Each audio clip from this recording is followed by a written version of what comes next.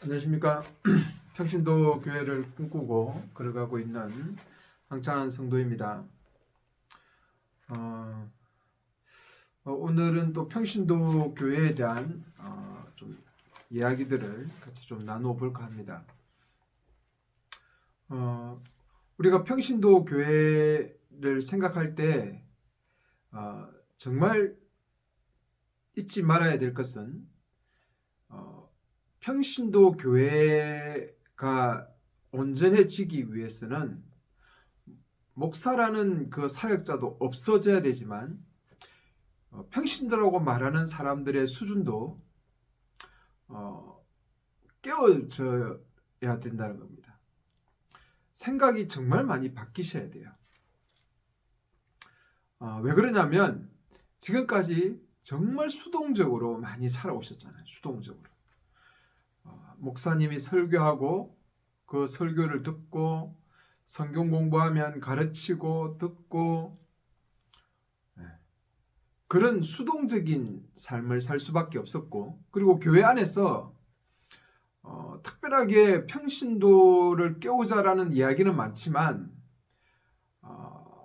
목사라는 자리를 내려놓지 않았기 때문에 목사가 해야 될 그 역할들을 평신도는 전혀 할 수가 없었죠. 특히 신학을 나오지 않는 사람이 설교한다? 있을 수가 없는 이야기. 전임 사역자,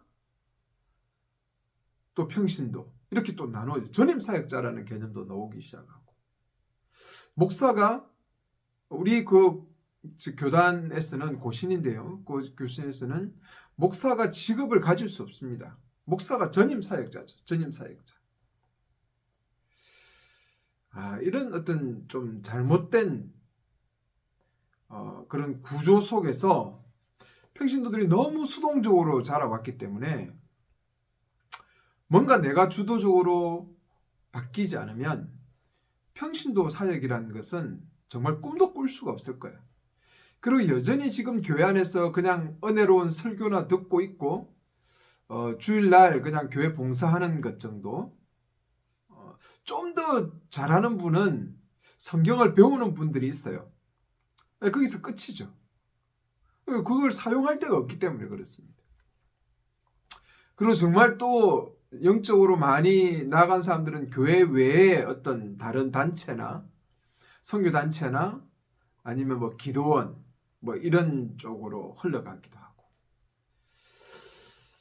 뭔가 지금 그 교회 안의 시스템이나 어떤 그 구조가 너무 사역자 중심으로 가다 보니까 이런 좀 편향된 그런 모습으로 교회가 흘러가는 것이죠.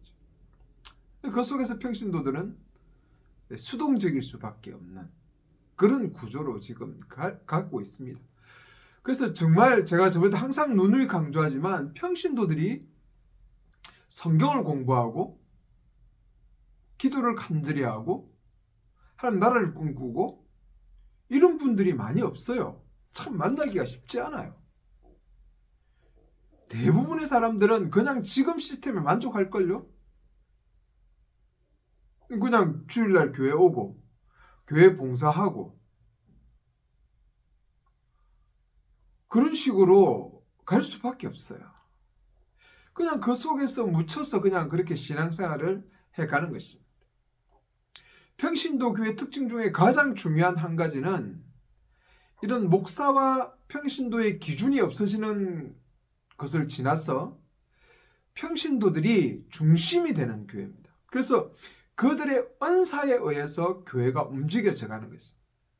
평신도 교회의 정말 중요한 특징 하나는 은사 중심의 교회입니다. 은사하니까 또 뭐 이상한 능력 받는 은사, 뭐 요즘 뭐 귀신 쫓아내는 거, 뭐 어떤 성령의 능력을 행하는 쪽의 은사만 생각하는데 안 그렇습니다. 행정적인 부분, 상담, 위로, 격려, 권면,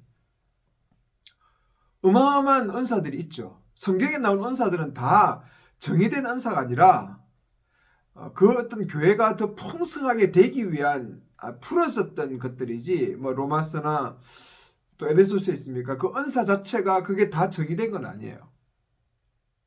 그러니까 다양한 은사들이 그리스도의 몸들이 하나 되어서 머리 대신 그리스도 자라기 위해서 서로 협력하고 하나 되어가는 것이죠. 은사의 움직임, 성령이 그 주도권을 가지고 있어요. 성령께서 구원받은 성도들에게는 이렇게 은사를 나눠주는 것이죠. 평신도 교회가 진짜 제대로 이루어지려면 은사 중심으로 가는 겁니다. 은사 중심으로. 그래서 누가 어떤 좀 다스리려고 하고 주도하려고 하면 안 돼요. 물론 리더십은 있습니다. 리더십은 그 공동체가 다 이렇게 뽑겠지만 철저하게 은사 중심으로 가야 돼요. 은사가 가장 강력하게 드러나는 곳이 평신도 교회가 돼야 돼요. 그리고 평신도 교회는 그런 은사가 풀어지게 되어 있습니다. 제발 기도원 가서 어디 가서 성령운동 이런 쪽으로만 눈 돌리지 마시고 진짜 제대로 평신도 교회를 하면요. 은사는 자연스럽게 풀어집니다. 번개 치는 은사, 귀신 쫓아내는 은사, 방언, 예언 이런 다양한 은사들이 그 공동체 안에서 풀어질 거란 말이야. 진짜 능력 있는 교회가 되는 것이죠. 평신도 교회가 진짜 이루어지면. 그래 안 이루어지고 지금 목회자 중심으로 흘러가니까 이상한 그런 은사주의, 신비주의로 흘러가는 것입니다. 그런 능력이 일어나면 사람들이 가가지고 그것은 대단한 것처럼 그 사람을 추종하고 따라가고. 저도 그런 쪽으로 참 많이 있어봤어요. 넘어짐이라든지 저도 방언을 몇 개를 해요. 방언도 하고 예언 사역도 해봤고 성령의 음성 듣기 이런 사역들을 정말 많이 했어요. 저도 어떤 사람의 어떤 그 인생의 문제를 깊이 기도하면서 글을 써서 그 사람에게 주기도 하고 그러면 대부분 그 사람들의 고민들하고 연결되어 있죠. 그런 사역들을 하기도 했습니다. 왜냐하면 또 제 성향 자체가 그런 어떤 좀 예민한 쪽으로 흘러 있기 때문에 아마 저에게 하나님께서 은사를 주셔서 그렇게 간다면 그런 예언 사역이나 이런 쪽으로도 또 많은 방향들을 틀 수 있겠죠. 그런데 그것이 교회라는 하나의 그 큰 틀, 하나님 나라를 향한 그 큰 틀 속에 모아지지 않으면 이게 정말 위험하단 말이에요. 제가 은사를 몰라서 그런 게 은사 운동들이 정말 위험해요. 교회라는 그 평신도 교회라는 중심을 잡지 않으면 왜곡돼요. 그래서 교회에서 목사님 주도로 가니까 그걸 싫어하는 사람들 숨어서 은사 운동 가고 능력 찾아다니고 그게 뭔가 있는 것처럼 눈을 시뻘게 찾는 거죠. 그게 뭔가 성령의 능력이 쏟아지고 거기서 뭔가 역사가 일어나는 것처럼 생각하는 겁니다. 그 다 교회가 지금 목사 위주의 교회가 만들어놓은 병폐들. 기도원 운동이 그 활발하게 일어났던 이유들이 다 교회가 그렇게 막아서 그런 거 아니에요?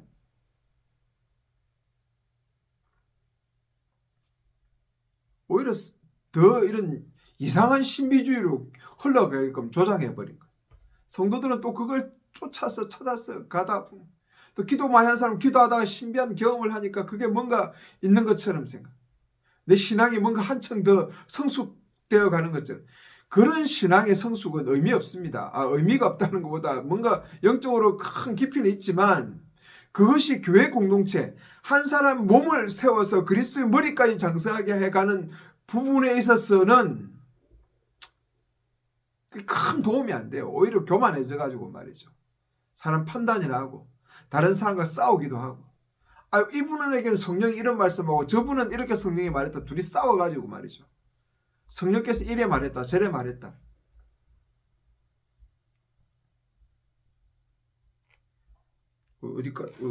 어떻게 하다 이렇게 나왔는지 모르겠지만 정말 평신도 사역이 은사 중심으로 가지 않으면 정말 안 돼요.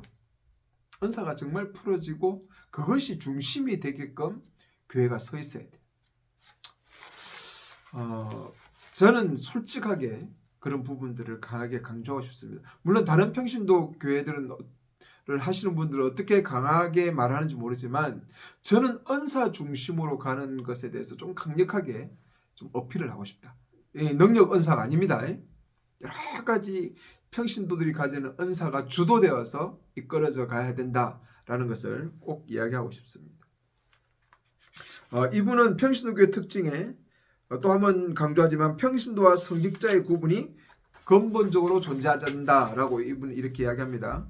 요즘 평신도 교육이라는 것이 유행할 정도로 많은 교회에서 평신도 교육에 열을 올리고 있다.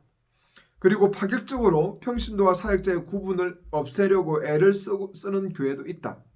그러나 진골이 결코 성골이 될 수 없듯이 기성교회에서는 평신도는 결코 성직자가 될 수 없다. 왜냐하면 출신이 다르기 때문이다. 그 출신이란 바로 신학교의 졸업 여부다. 그리고 그 차이를 스스로 없애려는 사역자는 없다. 누가 어렵게 얻은 기득권을 포기하려 하겠는가? 라고 이분은 그렇게 이야기합니다. 또한 전임인가 아닌가 성직자와 평신도의 구분을 중요한 기준으로 작용한다. 그래서 많은 평신도들이 자신은 직업을 가지고 있기 때문에 아직 헌신된 것이 아니라고 생각하고 헌신하라면 모든 것을 내려놓고 전임 사역자가 되어야 한다는 막연한 생각을 가지고 있다. 이런 생각들을 많이 부추겨요, 교회 안에서. 그래서 제가 목사 제발 만들지 말라고 했던 내용도 이런 부분도 좀 가지고 있는 겁니다. 어떤 목사가 교회 성도가 병으로 죽어가는 것을 보고 그를 살리고자 하는 의도에서 그에게 하나님께 헌신할 것을 요구했다.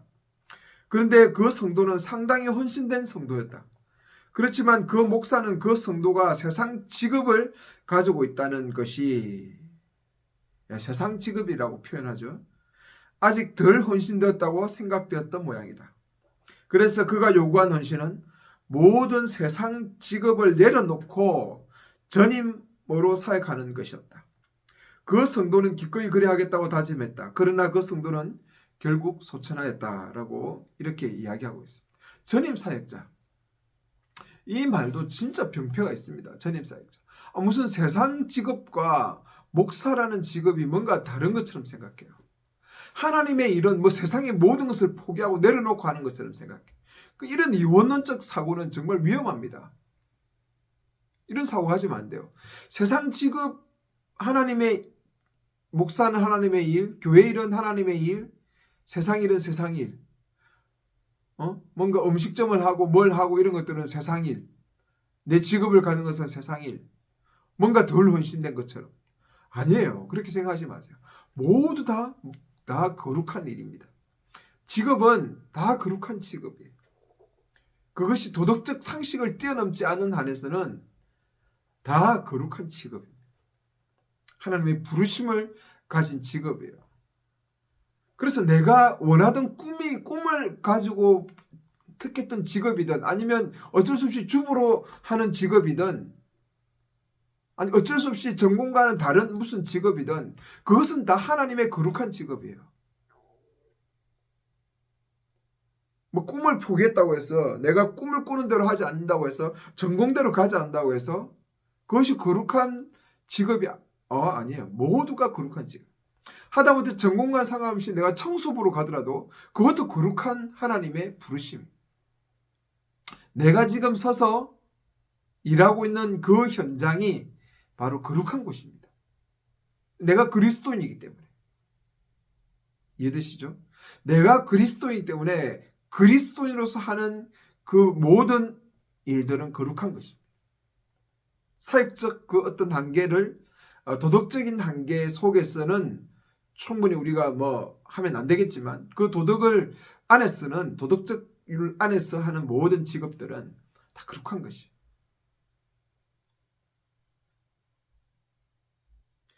나는 결코 전임 사역자가 되는 것이 헌신하고 다른 직업을 가진 겸임 사역자는 아직 헌신이 안 되었다는 도식을 용납할 수 없다. 오늘 교회에 출석하는 사람의 대다수가 직업을 가진 사람이다. 그리고 주부도 아주 중요한 직업이다. 그럴진데 그의 전부가 직업인이라고 말할 수 있다. 직업을 가진 사람은 헌신한 사람일 수 없다는 사고가 얼마나 위험한 것인가.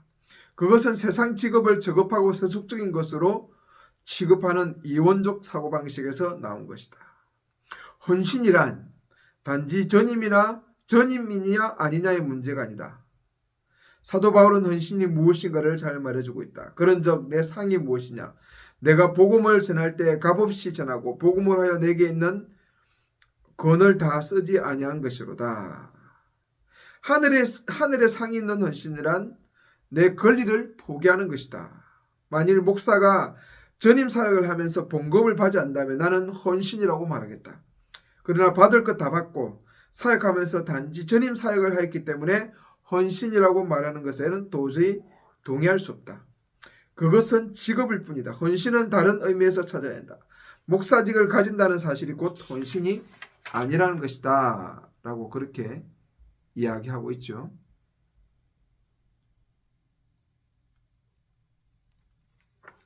노예제도가 법적으로 폐지되고 이론적으로는 흑인과 백인의 차이가 없어졌겠지만, 그리고 아무리 백인이 흑인에게 똑같은 인간이라고 말하지만 흑인은 믿지 않는다.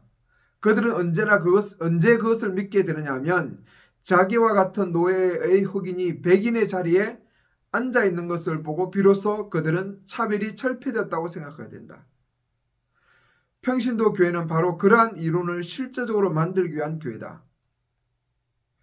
평신도 교회에서 말 그대로 평신도가 사역을 하는 것을 보게 될 것이다. 두 번째 특징은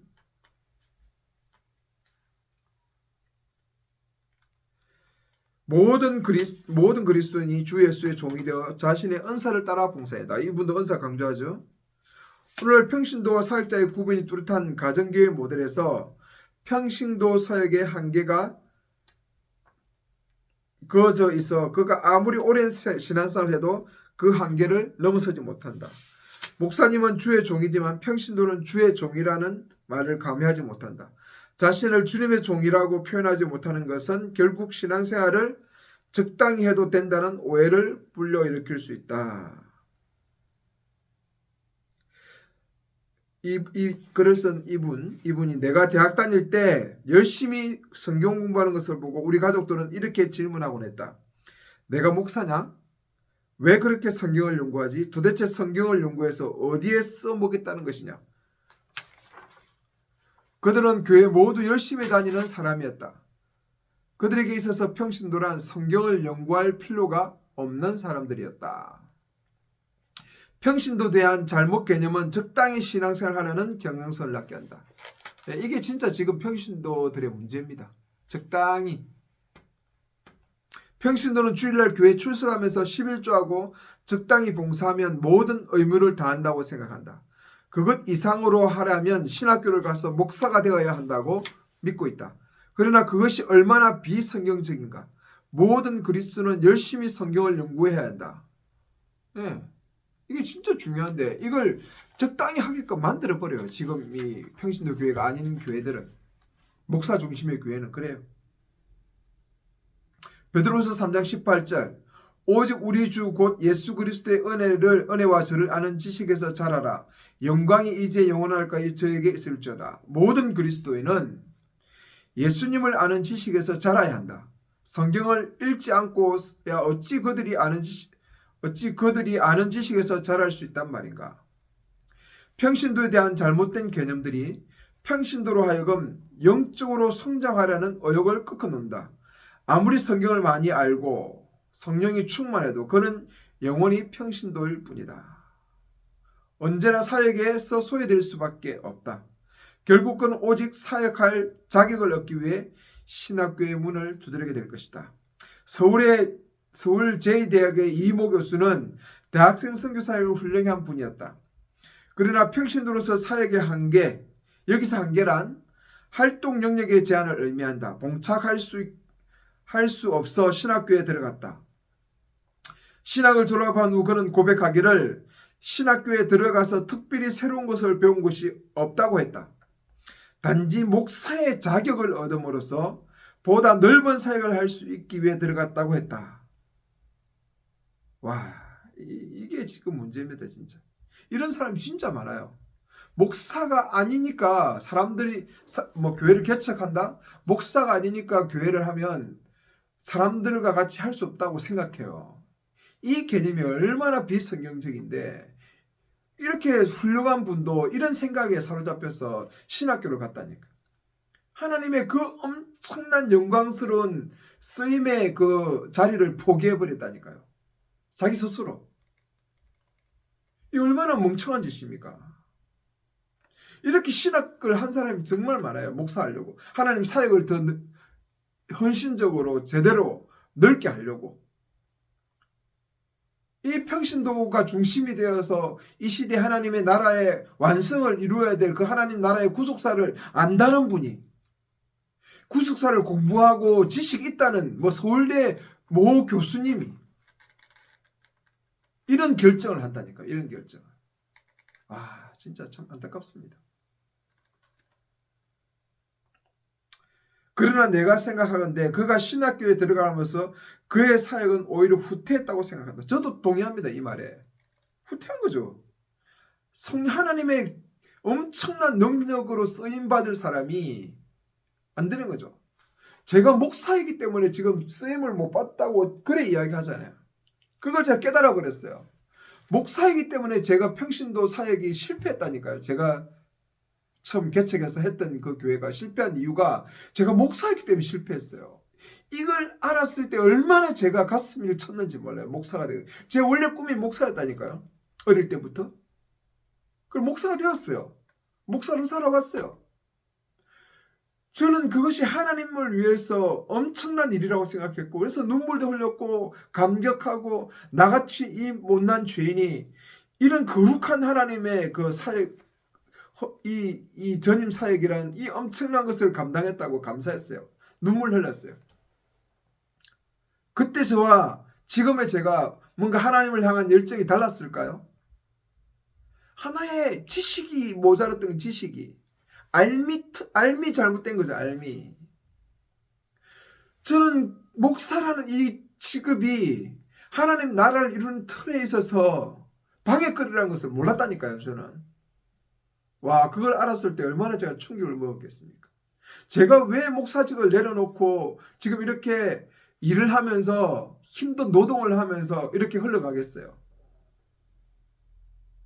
제발 제 주변에 있는 사람들은 신학하려는 사람들 좀 신학하지 말라고. 일반 신학, 이상한 요즘 신학기도 무허가 신학기들 많잖아요. 그것마저도 가지 말아요. 절대 가지 말아요. 그쪽에. 눈도 돌리지 마라. 그런 쪽에. 그런데요, 제 아는 사람들 중에 많은 사람들이 그런 신학 많이, 무허가 신학에도 많이 가서 목사 안수 많이 받았어요. 정말 안타까워요. 저는 정말 너무 안타까워요. 그게 하나님께 쓰임받을 그 길을 다 포기하는, 그들이 왜 그 길을 선택한 줄 알아요? 하나님 나라의 일을 더 굳건하게 하고 더 헌신적으로 하기 위해서 간다니까. 그런데 중요한 거는, 근데 그게 방해가 된다니까요. 하나님 나라를 위해서 하나님의 그 틀을 제대로 이해하면요, 그게 방해거리라는 걸 알게 된다니까요.